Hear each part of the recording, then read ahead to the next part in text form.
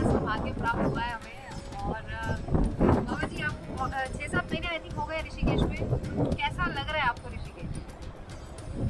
ऋषिकेश में कोई चेंज नहीं आया। हाँ, ये जो बिल्डिंगें बन गई हैं, कंक्रीट का जंगल जो पैदा हो गया है, ये अलग अपना प्रभाव छोड़ रहा है, परंतु ये जरूरी भी है। कारण कि सभी चाहते हैं मोक्ष के द्वार पे हम आए, परंतु इसका मतलब ये नहीं है कि ऋषिकेश दूषित हो गया। ऋषिकेश का भी दूषित है। ऋषिकेश का मैं मतलब अपने तरीके से निकालता हूँ, अपने ढंग से निकालता हूँ कि यहाँ पे ऋषियों के केस आरंभ होते हैं, जटाएं शुरू होती हैं। जिस तरीके से ये हिमालय पे दिखाई दे रही है, ये हिमालय का मेरे से बताया, आप किसी ने बताया था कि हिमालय का पहला चरण है ये, तो उसको मैं देख पाता हूँ कि हाँ वाकई में ही पहला चरण है। और एक और चीज़ मैंने देखी है 6-7 महीने के अंदर, पहले भी अनुभव किया था। पहले मेरी अवस्था ज़्यादा बड़ी नहीं थी, 18-19 साल थी जब मैं आया था, रह के गया था। पर अब मुझे देखने को मिल रहा है यहाँ पे ऋषियों के संकल्प के अनुसार वातावरण, टेम्परेचर, सब कुछ सिस्टम कायम रहता है। आज गर्मी है तो कल बरसात हो जाएगी। जैसे महात्मा ये सोच ले, अरे यार गर्मी, इतनी गर्मी, चल बरसात। इस तरीके से टेम्परेचर सिस्टम जैसे प्रकृति को अपने हाथ में ही लिया हुआ है, ये प्रकृति से इतना जुड़ चुके हैं वो।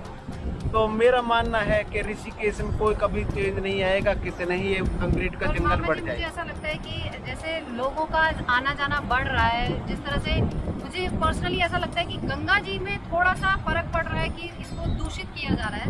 उसको हम कैसे बचा सकते हैं, उसके लिए थोड़ा सा आप भी बताएं, क्योंकि लोगों की मानसिकता इस तरह की है कि वो खुद आते हैं, अपने आप को साफ करके जाते हैं, लेकिन गंगा जी को दूषित करके जाते हैं।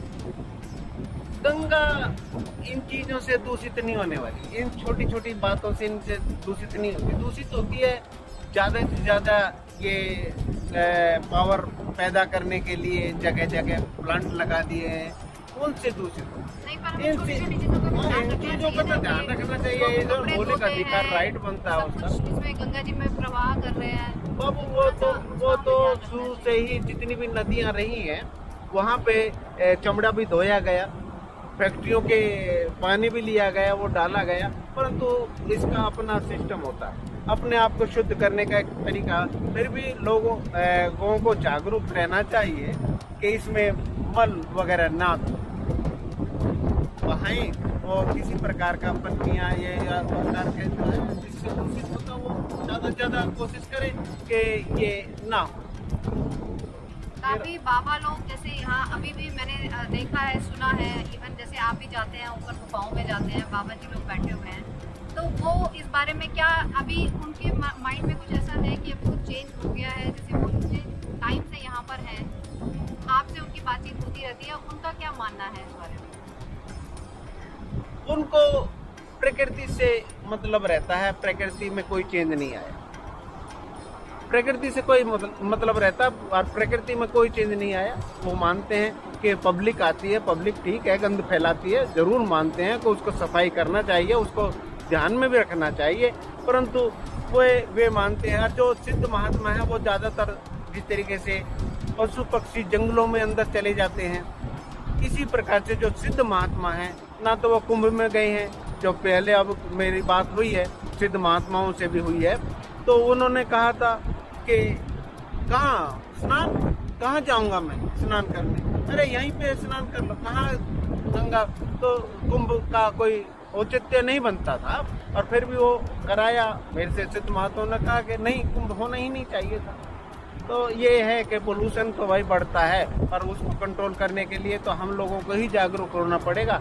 महात्माओं को इससे ज़्यादा कुछ फर्क नहीं पड़ता, वो तो प्रकृति से इतने जुड़ चुके होते हैं कि जैसे उनकी जड़ें इतनी पोषित हैं कि उससे ज़्यादा फर्क नहीं पड़ता। ये बहुत अच्छी बात कही मामा जी ने कि हम सबको मिलकर ही कुछ इसके लिए सोचना पड़ेगा, कुछ करना पड़ेगा, क्योंकि ये किसी एक के करने से या सोचने से नहीं होगा। हम सबको मिलकर गंगा जी को किस तरह से साफ रखना है, दूषित नहीं करना है, ये एक बहुत अच्छा मैसेज है और हमें इस पे काम भी करना चाहिए।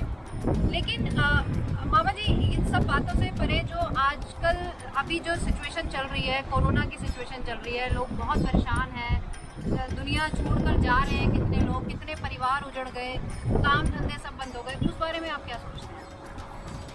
बेटा ये परेशानी तो हम लोगों ने खुद बनाई। कोई भी वायरस अपने आप को जिंदा रखने के लिए हम लोगों के पास आता है, और उससे अगर हम फाइट करेंगे तो जीत नहीं पाएंगे।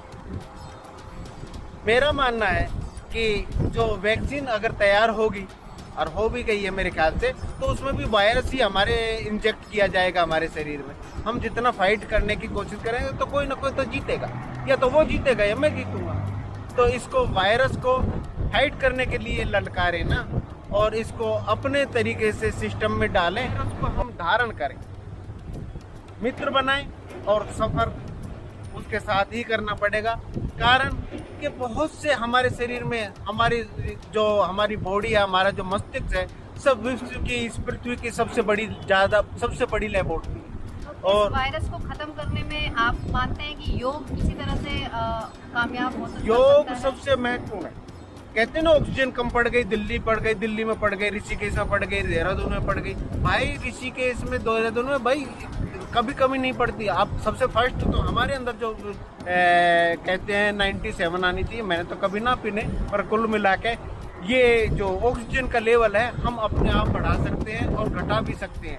योगी लोग, जब मैं किसी महात्मा को, किसी सिद्ध पुरुष को अपने शरीर में उतारता हूँ, तो सबसे पहले मैं अपनी जो ऑक्सीजन लेवल है घटा दूंगा, जिससे कि कोई भी महात्मा मेरे शरीर में करके इस बॉडी को, इस दिमाग को अपने तरीके से मॉडिफाई कर सके। तो ये है कि ये घटा भी सकते हैं। योग में ये सिस्टम है, और आज से नहीं, बहुत पहले से जो गुफाओं में बैठे हैं उन्होंने अपने ऑक्सीजन लेवल को बहुत बेहतर तरीके से इजाद किया। डरे ना बस। एक और सवाल मेरे मन में चल रहा है कि आपके चैनल का नाम है मोनी बाबा MBA, तो मुझे लगता है कि आप बहुत ज़्यादा प्रभावित हैं मोनी बाबा से, तो कुछ उनके बारे में भी हमें बताइए।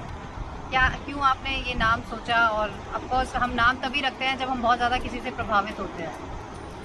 मोनी बाबा से मेरा कोई मतलब नहीं, मैंने देखा भी नहीं, मैंने फोटो देखे, मैं गुफा में भी बहुत बाद में गया हूँ। मौन का ये है ना कि मौन कभी धारण नहीं किया जाता, मौन हो जाता है। जब हम अंतर्मुखी होते हैं तो फिर बाहर की जो सिस्टम चलता है उससे हम मौन हो जाते हैं। अब मेरा भी कुछ समय से ऐसा बन रहा है कि ये जो धोखाधड़ी वाली जो दुनिया है, ये इजाद जल्दी से ज़्यादा अपने पैर पसार रही है, तो इसमें मैं मौन ही हो जाऊँ। तो मेरा उन महात्मा से ज़्यादा इम्प्रेशन या कोई ऐसा नहीं है कि वो इम्प्रेस कर गए हों मुझे।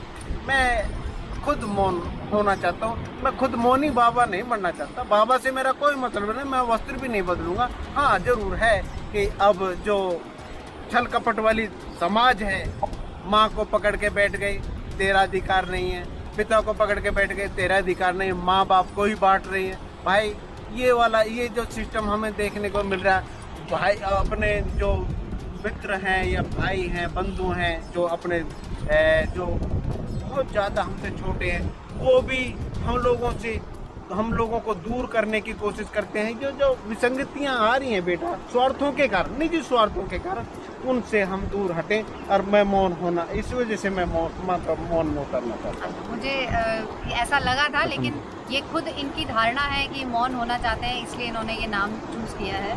बहुत अच्छा लगा मामा जी से बात करके, और इसी तरह से हम कॉन्वर्सेशन करते रहेंगे आगे भी मामा जी के साथ। थैंक यू मामा जी। शुक्रिया बेटा, धन्यवाद बेटा, सदा खुश रहो।